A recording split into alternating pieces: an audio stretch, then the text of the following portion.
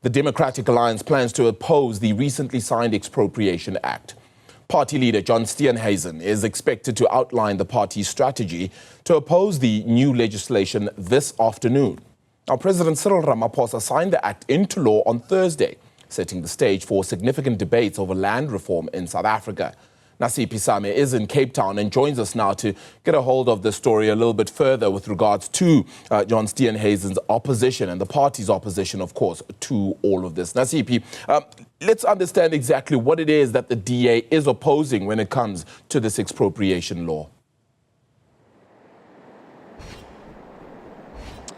Well, as you put it, the Democratic Alliance today will be putting forward their plan as to how they are going to be opposing the signing of the expropriation bill. We do know that it is not only the Democratic Alliance, but several other political parties, including organizations that have been against the signing of this bill into law. And those in support of the bill, or the act rather, argue that it is a step towards addressing historical injustices, particularly when it comes to land redistribution.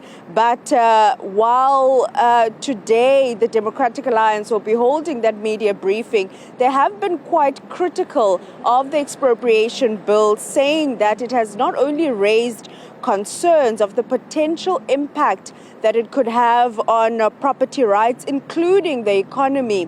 So they will be now, John Steenhuisen has indicated that they have consulted with a legal team, and today will be outlining exactly how the party plans to oppose this particular bill. But we do know that a legal showdown for this bill that was just signed on Thursday is looming.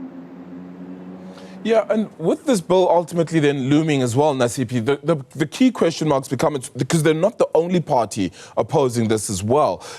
And we've even heard from the Minister of Public Works and Infrastructure, Dean McPherson, saying that there will be no land expropriation without compensation under his watch. And so if they're opposing the president ultimately in setting this forward, how much backlash could there ultimately be in trying to put together and actually enforce this act?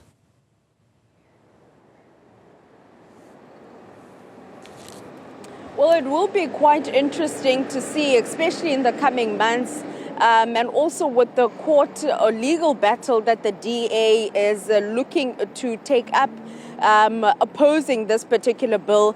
And if you remember, Arabile, it is not only the Democratic Alliance that is against this particular bill, it is also the VF Plus or Freedom Front Plus, including other political parties and organizations.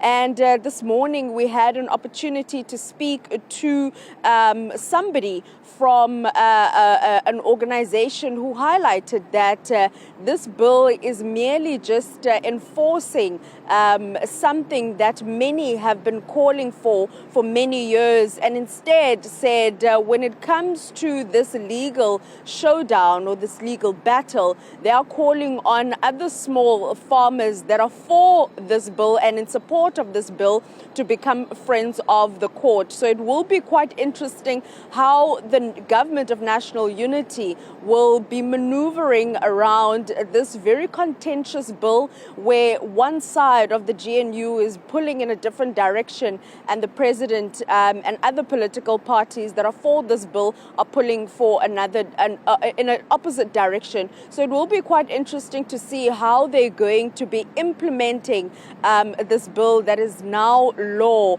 and has given basically government framework as to how it's going to be implemented.